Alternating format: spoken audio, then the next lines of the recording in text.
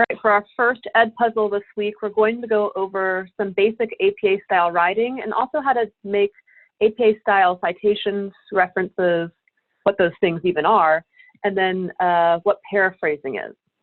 And so I'm going to try to go through this material as quickly as possible because really all we're talking about when it comes to citations and references are rules. They're formatting rules, what to capitalize, where to put a period, and things like that. And so this is one of the reasons that one of the required texts for this course is the APA publication manual, because all of the rules are in this book. They're also pretty easy to find on the internet if you Google APA style citations or references.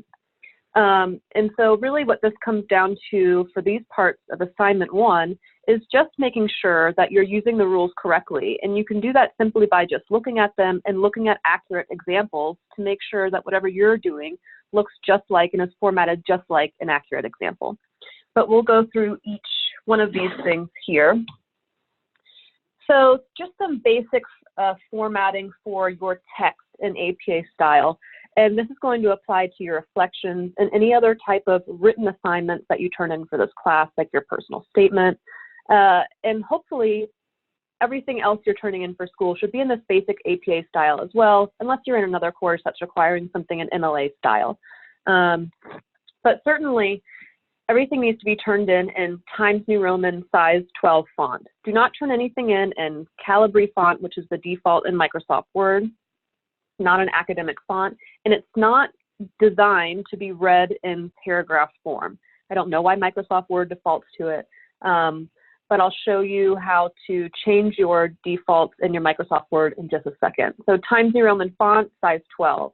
It all needs to be double spaced with no additional spaces between paragraphs. Double spaced is far enough apart, and so we don't want to space things out even more, especially if we're printing things out, which will waste paper, by putting additional spaces in between paragraphs more than the double space. 1-inch margins all around. We definitely know when people increase their margins to make their text cover more pages, so that's not a shortcut that's ever going to work. Also, again, it wastes paper. Half line, first line indents on paragraphs, that's standard what you're used to. It just goes to say that your paragraphs need to be indented.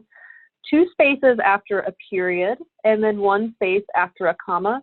So this is after a period in a sentence. And then generally in APA style, we don't write with contractions. They're considered informal, and so you want to write out everything, all the words, and not use the contraction. So you want to spell cannot instead of can't, and any other contractions that you can think of. That's one of those things that you'll probably have to go back and proofread for when you're done, because we often do it automatically. So when you go in and proofread your assignment before submitting, you just want to correct any contractions that you have in there. Now I'm going to go and share a Microsoft Word document with you really quickly. It's actually going to be your assignment 1 that we'll revisit in a little bit, but I want to show you how to set your defaults the way in APA style. And so here I have an APA style document. And so if you just do this on your computer one time and set all this as the default, you won't ever have to do it again. And so what you want to do first is go up here under font. And in my version of Microsoft Word, I have this little more options arrow in the corner. So I'm going to click that. I'm going to select all my APA style things. So right here, Times New Roman, regular, 12 point. I don't need any of this. And then I'm just going to click to set as default.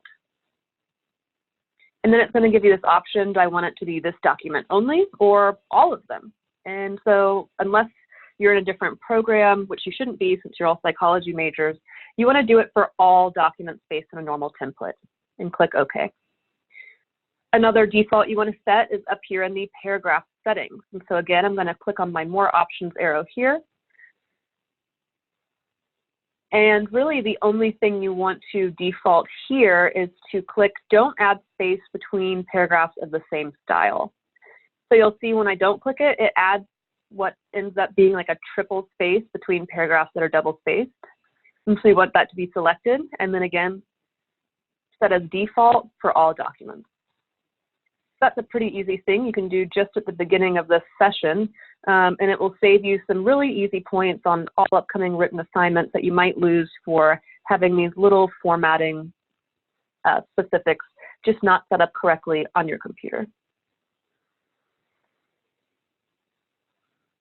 Okay, so now we're going to talk about references and in-text citations. Some of you may be familiar with APA-style references or in-text citations, and some of you may not, just depending on the courses that you've taken and what your professors have required in the past. But generally, we use these a lot in psychology because psychology is a science, and so we are writing things about things that other people have discovered. And so we always have to give credit to the original author or whoever that original person was that discovered that knowledge or came up with it. And so both references and in-text citations help direct readers to the original source of that information being included in the paper. And so when they're reading something, say they find it interesting and they want to know more, we have to provide an in-text citation and its associated reference so that they can go and find that information on their own. So a reference is pretty much like a works cited, except we call it references in psychology and APA style. They occur in a list at the very end of the paper, and it tells readers how to find the sources that you're going to cite in text. And so it's kind of like an index at the very end. They read something and it has a citation in the text and they want to go find out more about it. They can go get the rest of the information about that source at the end in the reference. The in-text citations occur within the body of the paper and tell a reader which information came from where. So after they read a very specific piece of information, the in-text citation will occur directly afterwards, which signals to the reader that that information is associated with that citation. Then if they want to go verify it or read more about it, then they can use that citation and look up the reference at the list at the end. So these two things have to be used together, and they have very specific formatting requisites in APA style, just like they do in MLA. So for this PowerPoint and in this course, I'm only going to focus on citations and references for articles in academic journals. And so there are lots of different types of sources that we could consider academic.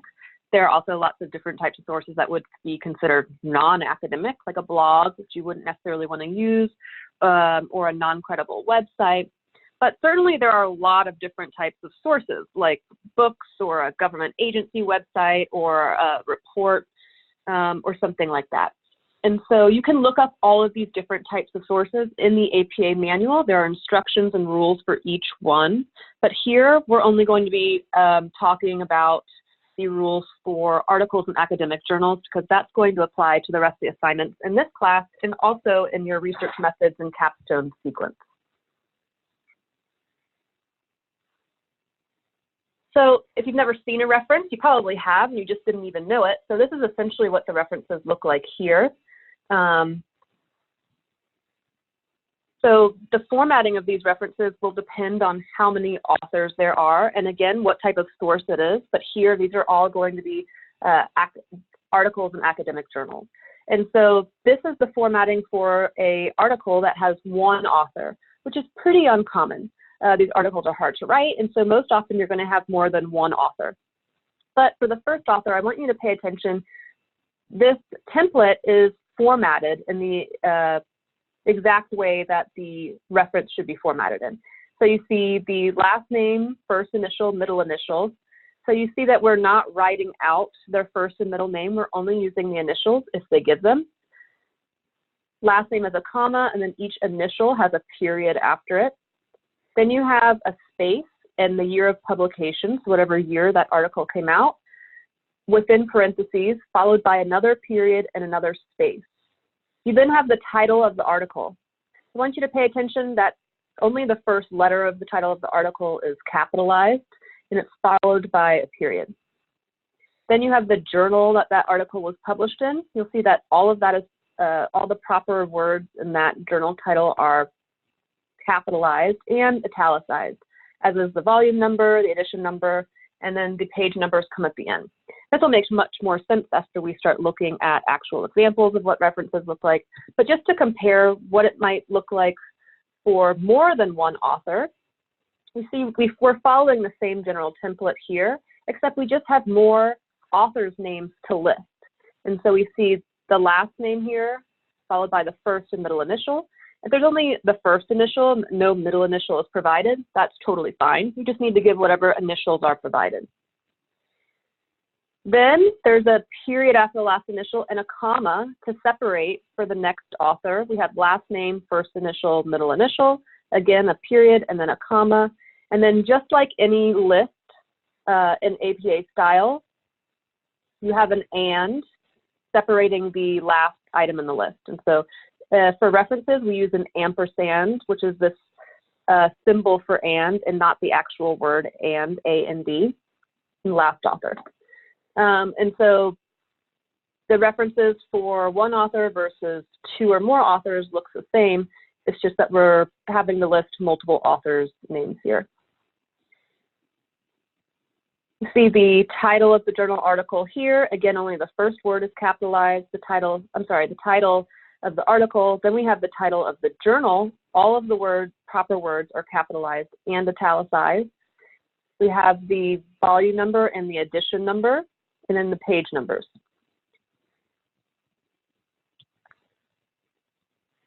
So again, all of these individual parts of these references are explained in the APA manual.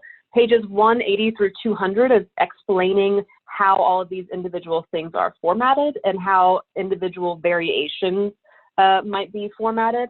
And then like 200 through 214 are just a bunch of examples of different types of references. And so the examples, I think, are the easiest way to learn how to do references, is to look at an accurate example that's the same type of reference that you have, and then just make yours look like the example. So let's go ahead and break down one more time the formatting for a reference. So this is a reference for an article I published a few years ago. It has 3 authors, me, M.C. Oliver, the second author, R.B. Bays, and then the third author, K.M. Zabrucki. We all had first and middle initials. So notice again, there's a period after each initial, and then between each author, there's a comma separating them, with the ampersand coming before the last author. So these little things like the number of spaces, where periods and where commas come, are very specific little fine details that can easily be copied but need to be correct.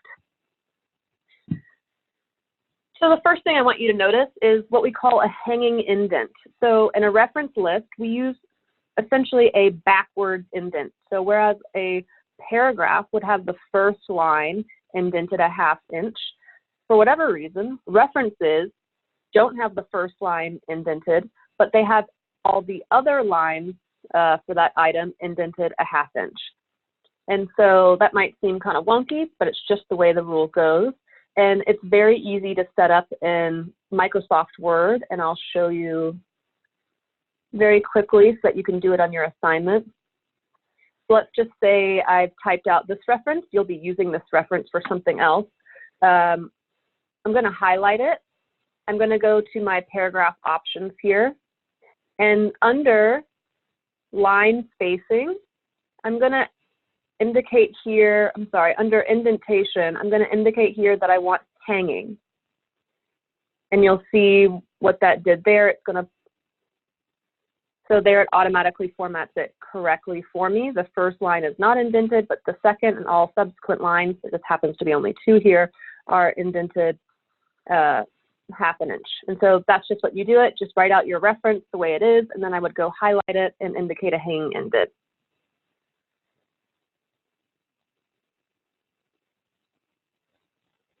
Okay, so they all have a hanging indent, and they're all double spaced apart, although it was hard to achieve that here on the PowerPoint. Then we have the author's name, followed by the year of publication and a period. Okay, so again, where all these things go are just little specific rules. Got to pay attention to them and copy them the correct way. Also, one note I want to make is that these don't have to be in alphabetical order. The order of the author's names in a reference and then subsequently in the in-text citation means something. The first author did the most amount of work, and so the first author goes first because they really did the most, pulled the most weight for writing that article or whatever the source is. The second author did the second most work, the third author did the third most work, et cetera, et cetera. So you don't want to reorder these so that they're in alphabetical order. I definitely want to be listed as first author on this article because I did all of the work, and these were my 2 advisors that just helped and supervised me. And so you always just want to keep the order of the authors the way that it is. No need to reorder. See, the second thing here after the year and the period is the title. Again, only the first word of the title is capitalized. DRM is capitalized here still because that is an acronym. And so you won't get that very often, but only the first word is capitalized. It's not italicized. And then after the title, there's a period. The next thing here is the name of the journal. And so it might be hard to tell, but this is in italics. And also you'll see that all the proper words in the journal title are capitalized. So unlike the title of the article, where only the first word is capitalized, all the words here are capitalized except for the helping words, right? So of obviously is not capitalized. So if you choose to try and use a shortcut and use, say, like a reference generator, Google has that and the library has that, and that's okay. I'm not going to pretend like people in the real world don't do that. What I will tell you is that they produce references with errors. And so if you're going to take that shortcut, you need to go through and proofread the reference and correct any errors that they make. One error that's really common in Google, at least, is that it always capitalizes the O in of. And so that's a pretty clear indicator that you used a reference generator, which is fine. But again, it just has to be without errors. And so that's your job to go back and correct little things like that and make sure the O is lowercase. This next thing that you'll find is the volume number of the journal and then the edition number if there is one. And so sometimes there will only be a volume number. That journal might not have multiple editions in a single volume. Either way, you just have to provide whatever information that it has. So here's some other more small little details. You'll see that after the journal title in italics and capitalization, it's followed by a comma, one space, and then the journal volume number is also in italics, okay? If there is an edition number, it comes immediately after the volume number in parentheses with no space before it. You'll see there's no space separating these, and it's not in italics. So might be hard to notice here. The volume number is in italics. The edition number is not. That is then followed by a comma. And then the last thing you have here is the page numbers. So the page numbers are not in italics, and they're followed by a comma here, which is, by a period here, which is hard to see. So when doing the page numbers, you don't need to put like PG dot page. We all know that it's the page numbers because APA style references are standardized. We all know that's the page number. You don't need to indicate that. So any reference that you have should look and be formatted exactly like this.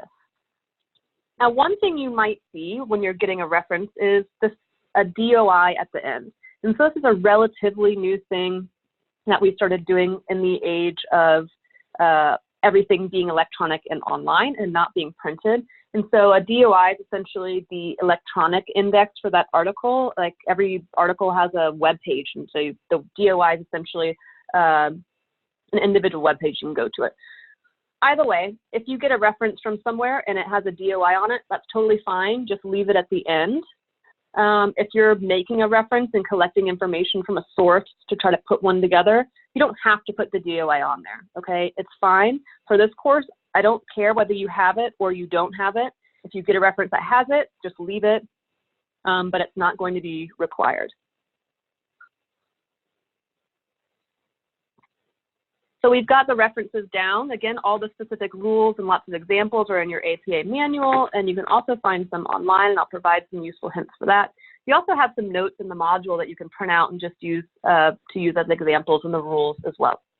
So now we need in-text citation. So the reference only means something if that work has been cited in the text, so that we know where that reference was used and how. So right after including information from a source, this in-text citation indicates where that information originally came from or what reference that information came from. So it's both giving credit to the author for that information, and it's directing the readers to where they can find that information. So you've probably seen in-text citations a lot as you're reading through textbooks. Textbooks include all their in-text citations, and once you get used to it, you just start reading over them. So this is an example of something that includes in-text citations. There are two different types that we'll talk about in a minute, but these are all parenthetical. And so you'll see after a specific piece of information that came from a source, in parentheses afterwards are the author's names and the year.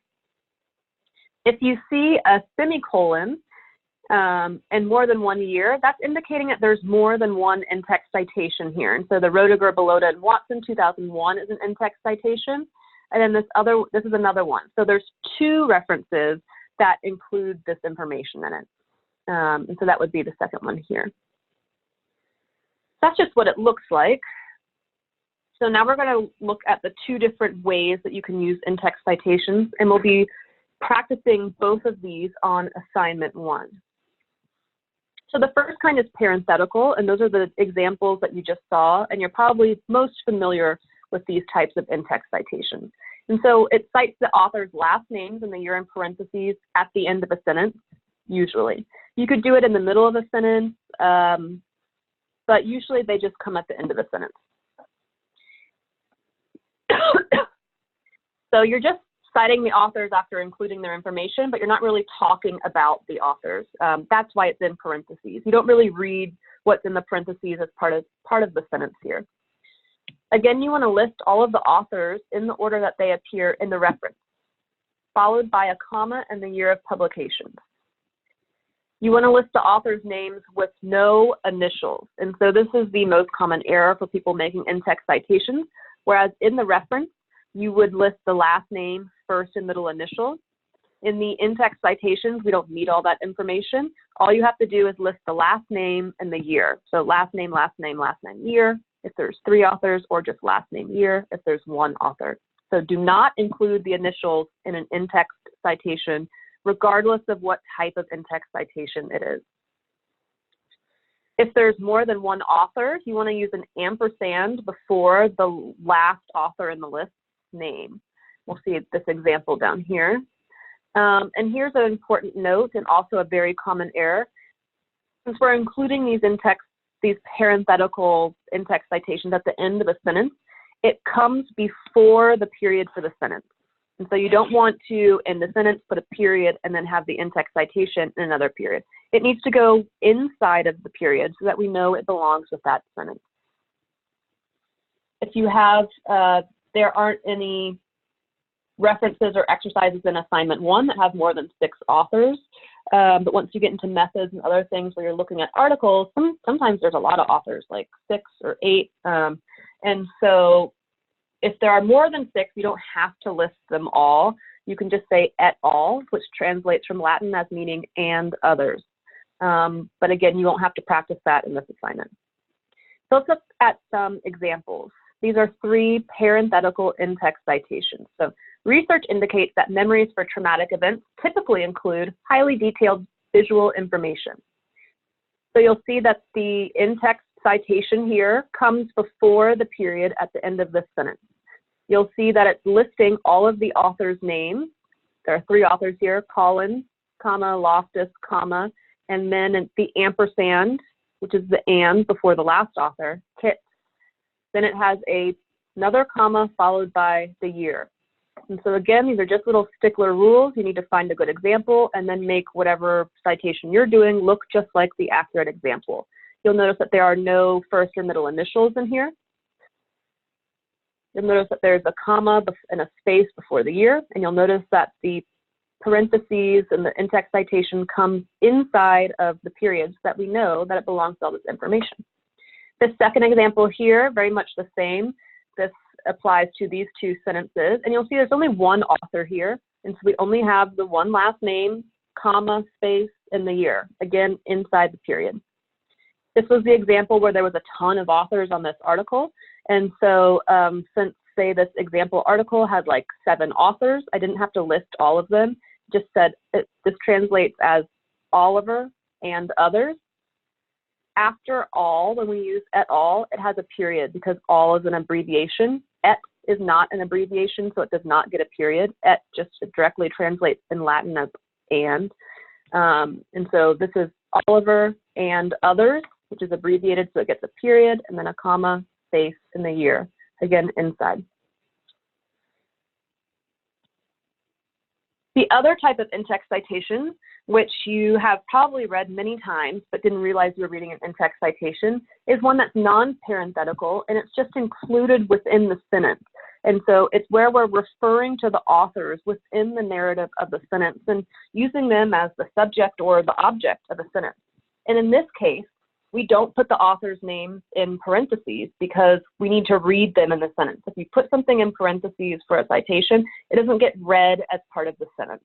And so if we're going to use the authors within the sentence as part of the narrative, we have to get their name out of the parentheses. Then the only thing that goes in parentheses is the year.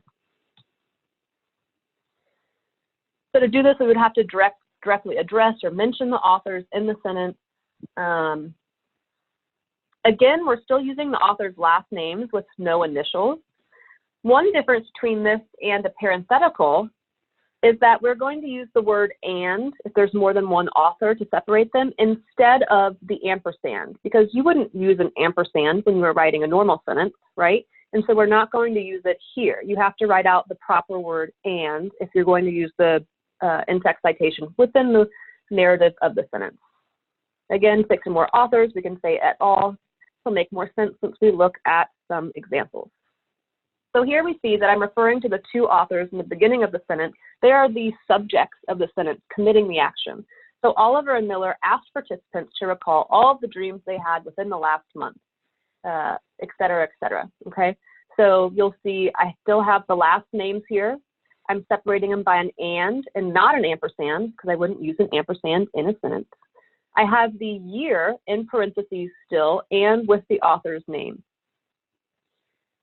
Here you'll see a similar one. It has 3 authors. I'm not using it at the very beginning of the sentence, but again, I'm using the author's names as the subject of the sentence. So a recent work by Rankin, Carrion, and Zabrucki suggests that 6-year-old boys had greater spatial awareness than girls. So again, I have the last names with no initials, separating it with an and then only the years going in parentheses.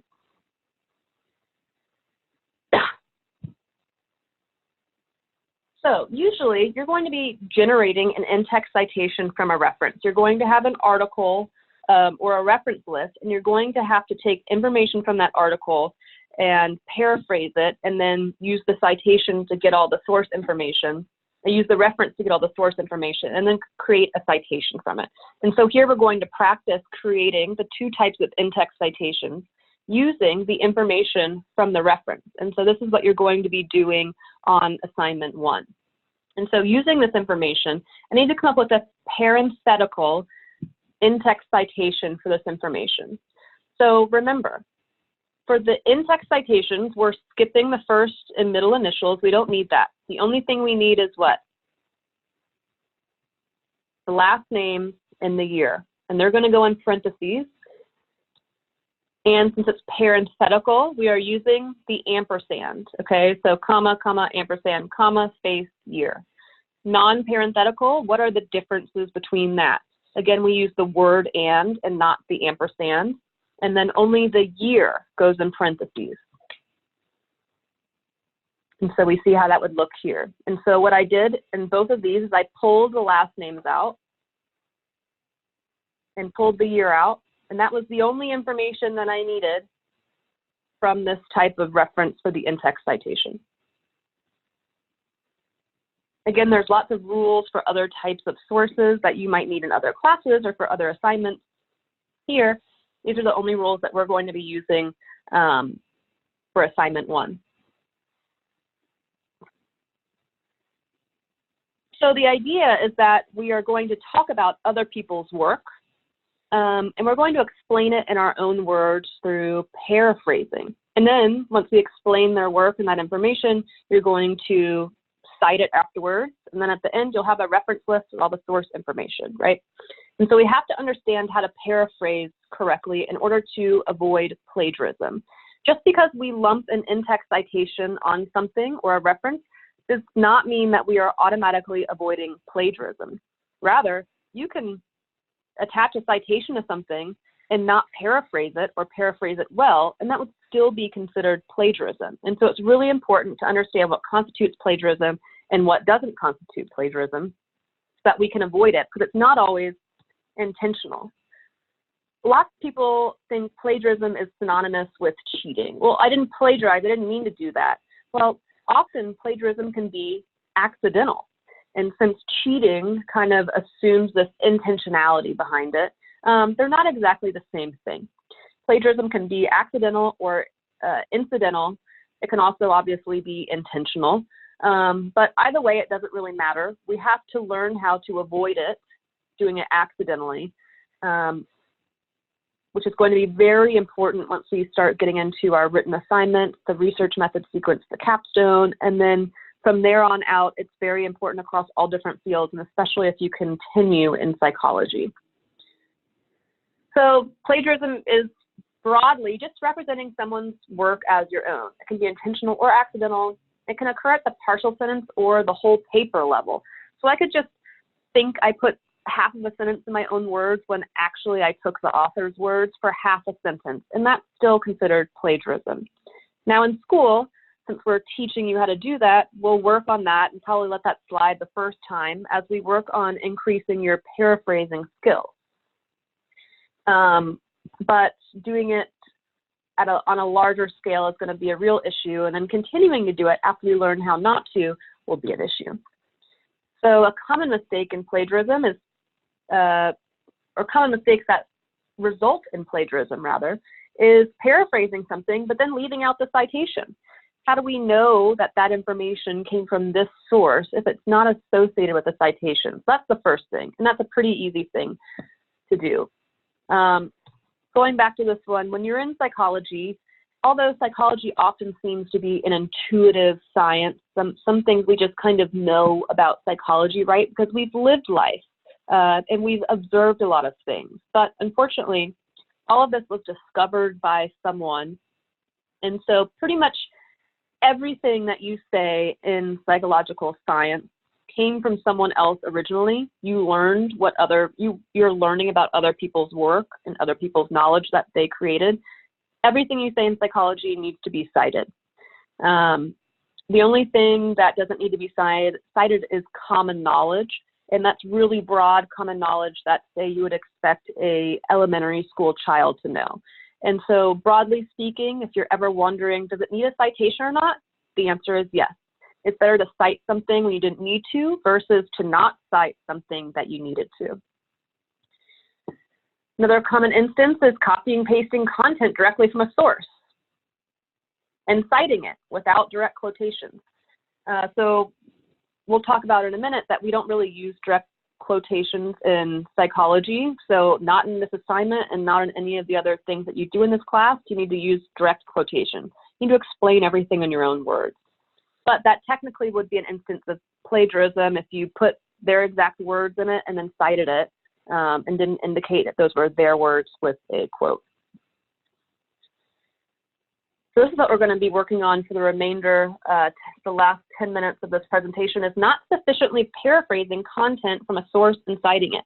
So it's like you switched a couple words, but you kept most of the author's words and most of the form of their language, and then you cited it. So you're still using most of their words and all of their thoughts. And so that's still considered plagiarism, and that's the most common type of plagiarism that we see in undergraduate writing. So we'll work on that in the activity. And then this last one, which you may not be aware of, is self-plagiarism. So you can plagiarize your own work. After you turn something in for credit, you cannot turn that same writing in for credit again. You might discuss the same thoughts across classes or across assignments, but everything needs to be original and novel writing. And so even if you wrote about something in a discussion board and then you wrote a paper on it afterwards, you could not use the words that you created in the discussion board in your paper unless you asked your professor and they said it was okay. That's self-plagiarism. It's like cashing in the same ticket twice, okay? You should be able to easily paraphrase yourself, and we'll learn how to easily paraphrase our work and other people's work right now. So paraphrasing has some general steps, but we do it a lot in psychology because it accomplishes two really important things. First, it avoids plagiarism, and that keeps us in school and helps us get a job. The second thing is that it accomplishes our primary goal as a psychology expert, which is to interpret this really confusing writing and scientific information for an audience in a way that they can understand it. So say you are learning something in your psychology class and you read it in the textbook, and the textbook made it seem really complicated. Your job as an expert is to interpret that information, to chew it up and swallow it, and then to explain it to your friend or your child in a way that they could understand it, to explain it in your own words from your own perspective without changing any of the information, making it inaccurate or anything like that. And so once we start reading these empirical articles and getting into the library, you'll realize that oftentimes in these scientific academic journals, people write in a very complex and often confusing way. It's loaded with jargon, it's convoluted, it's written in passive voice, okay? Our job is to spit it out so it's easy for everyone to understand. So we're translating it for the general public. So paraphrasing could be defined as writing a section of text in your own words. So in your own words, but that includes two things. You have to change the language, being the words, and the form, the sentence structure, while still maintaining the essential information and meaning. It's not as hard as it sounds, but it certainly does take practice. You have to figure out how to change it enough without changing it so much that we change the meaning or lose information. So one important thing to know is that you can keep key terms and proper nouns. You don't have to change or paraphrase those. If I was paraphrasing a passage on attachment disorder, I would not have to paraphrase the word attachment disorder. I could just say attachment disorder. Or if I was paraphrasing a passage on cognitive behavioral therapy, I could just say cognitive behavioral therapy. That's a proper term that if I changed that if I paraphrase and change those words, it wouldn't mean the same thing. And so proper terms you can keep the exact words for. Everything else needs to be put into your own words and translated. So here's the general steps for paraphrasing, and no one really pays attention to these, and you're going to read it and then try to do it your own way, and I can guarantee you, if you're new to this the first time, you're going to do it probably the wrong way. So pay attention to these. The first thing you need to do is reread the passage until you can understand its full meaning. You need to be able to read the passage, put it down, and then think about it and understand essentially what the gist of it was and what it said. Now, assuming we're talking about a relatively small passage, not, a short paragraph, not talking about a whole page of text that you have to read and then memorize, but you need to understand it well enough that you can put it down and think about it and put it into your own words. If you don't comprehend the passage that you're trying to paraphrase enough, you literally will not be able to paraphrase it. So the first step is to reread it. Usually it takes several times, even for me, until you understand it. The most important part here is step 2, to set the original aside and write your paraphrase down or type it up. If you are looking at the original passage while you try to paraphrase it, you will inevitably end up taking the form or the words from the passage by accident. It's almost impossible not to if you're staring at it, okay? And so the first thing is you need to reread it until you really get it, and then you need to put it away so that you cannot see it anymore. That might just be closing the window on your computer, might be turning it over on your desk or whatnot. If you're not using it immediately, you might want to just jot down a couple of notes so that you can remember kind of your train of thought and what you took from the passage. But most often here, you're going to be paraphrasing stuff that you've just immediately viewed.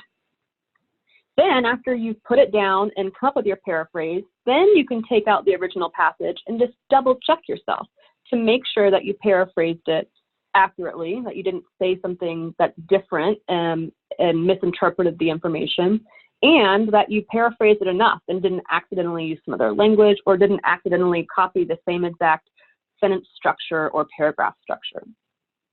The last thing after you paraphrase it is you need to include the in-text citation.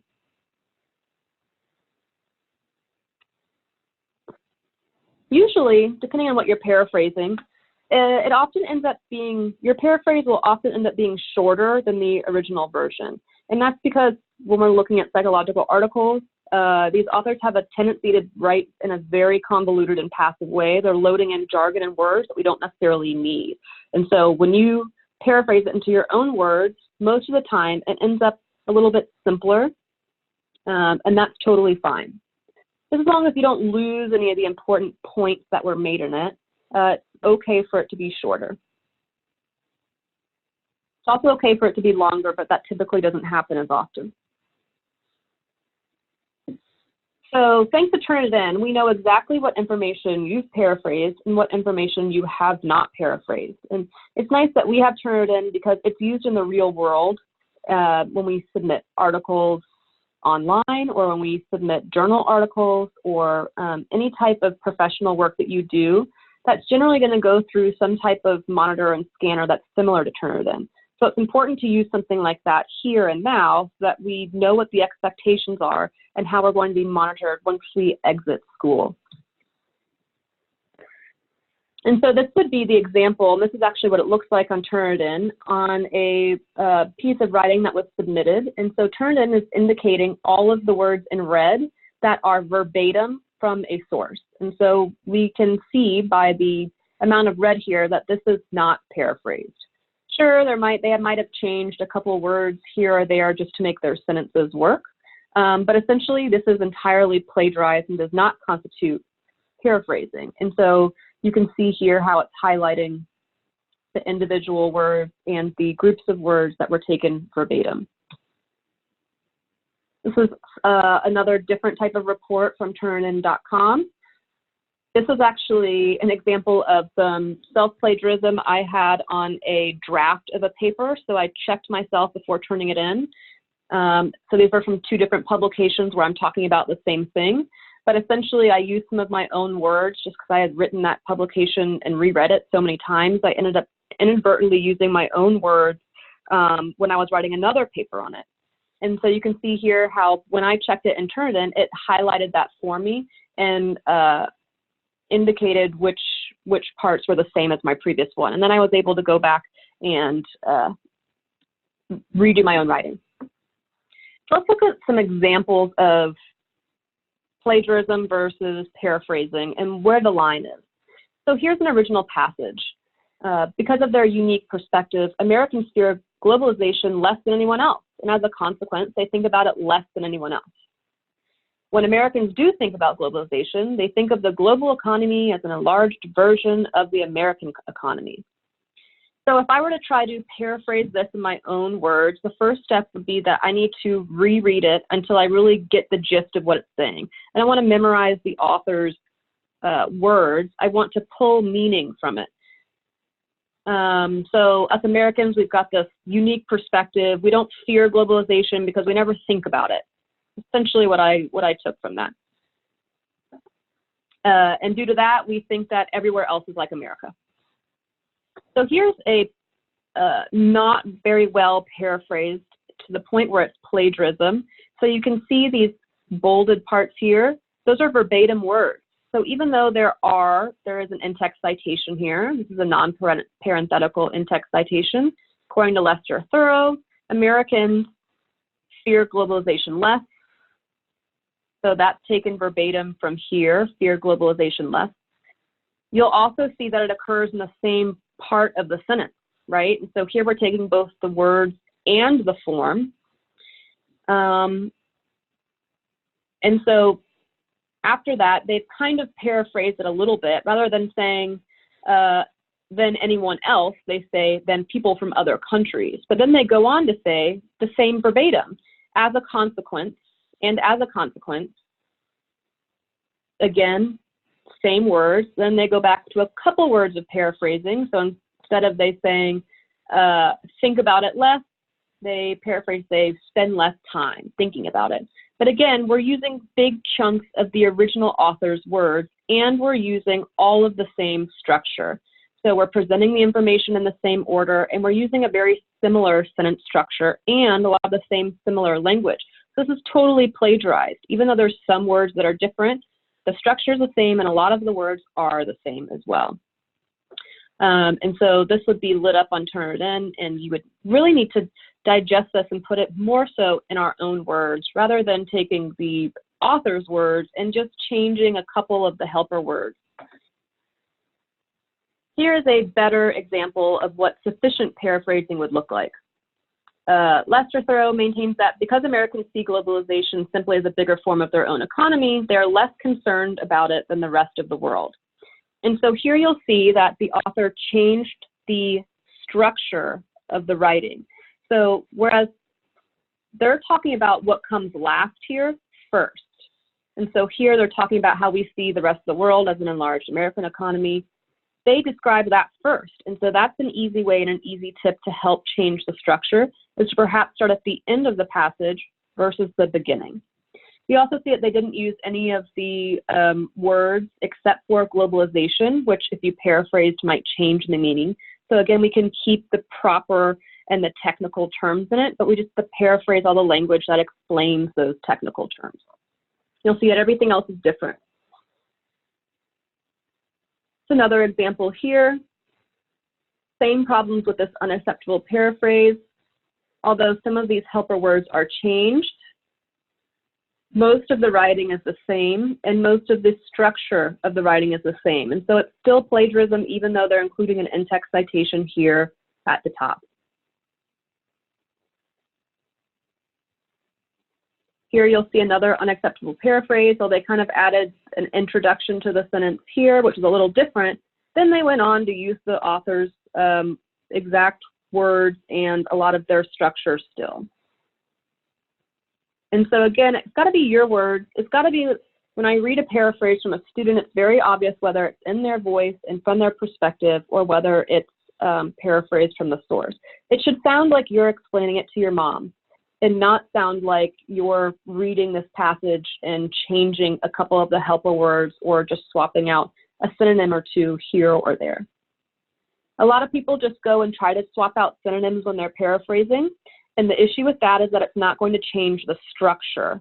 And so you've only completed one component of the paraphrasing process. And so you need to change out synonyms and change the structure.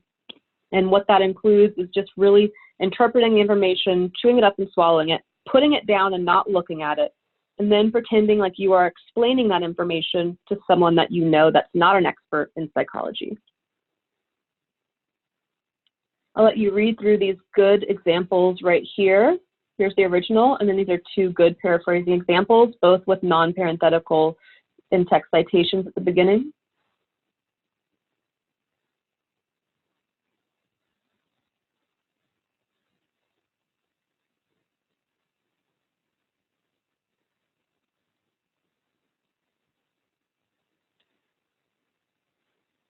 And we see all the positive signs of a successful paraphrase down here. So 2 tips, already mentioned them, but to reiterate, do not look at the original passage while you're paraphrasing. And to help change the form, try to start at the end of the passage and work your way up from there versus the beginning if you're having a hard time. Also, keep in mind that we are not using any direct quotes in psychological or other scientific writing. Do not use any quotes in this class, and do not use any quotes in this first assignment. The whole point is to learn to paraphrase. You do not need to put quotes around a technical term either. So in a paraphrase, when you're still keeping those technical terms like attachment disorder or cognitive behavioral therapy or developmental psychologist or whatnot, they don't need to go in quotes. Those are just terms. As long as there's the in-text citation and the rest of it's paraphrased, everything's fine. So now I'm just going to briefly show you assignment 1 again, and then you all can get started on it.